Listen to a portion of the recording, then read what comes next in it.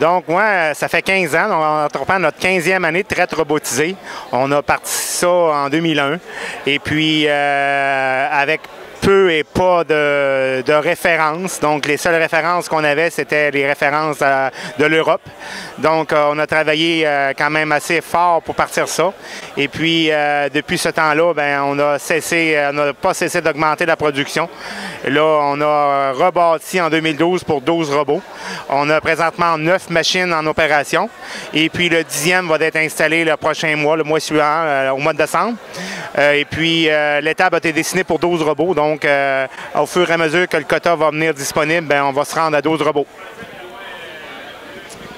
Oui, bien, mon expérience a débuté en novembre 2012. Et puis, après, c'est bientôt 3 ans qui se terminent avec la traite robotisée. Pour moi, c'était vraiment un des bons investissements qui a été fait sur mon entreprise au cours des dernières décennies.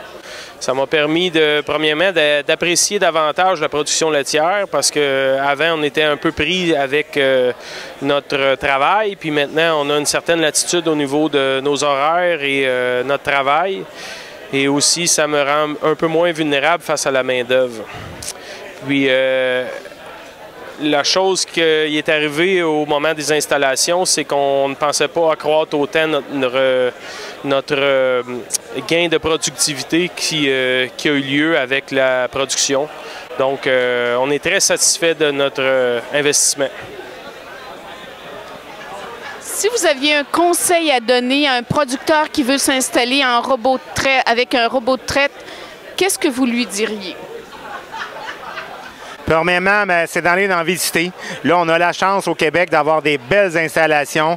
On a la chance aussi d'avoir des firmes d'ingénieurs qui maintenant font des bons setups, des bons plans de ferme avec la circulation des vaches très facile. Donc, c'est d'aller en voir et puis de prendre le temps vraiment de préparer le projet. Parce que c'est un tournant. La traite robotisée, c'est un tournant.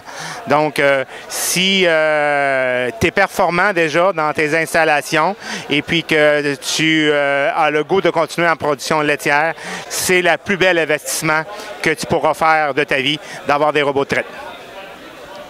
Et moi, pour compléter, mais je dirais que pour investir en robotique, c'est évident qu'il faut que tu sois performant avant d'aller en robotique. Et surtout, si tu passes d'une stabulation entravée à aller à une étape à logette, il faut bien que tu comprennes que la robotique, c'est un outil, que ce n'est pas nécessairement pas une solution. Donc, faut que tu sois à l'affût, observateur et à l'affût de toute anomalie au niveau de ta régie.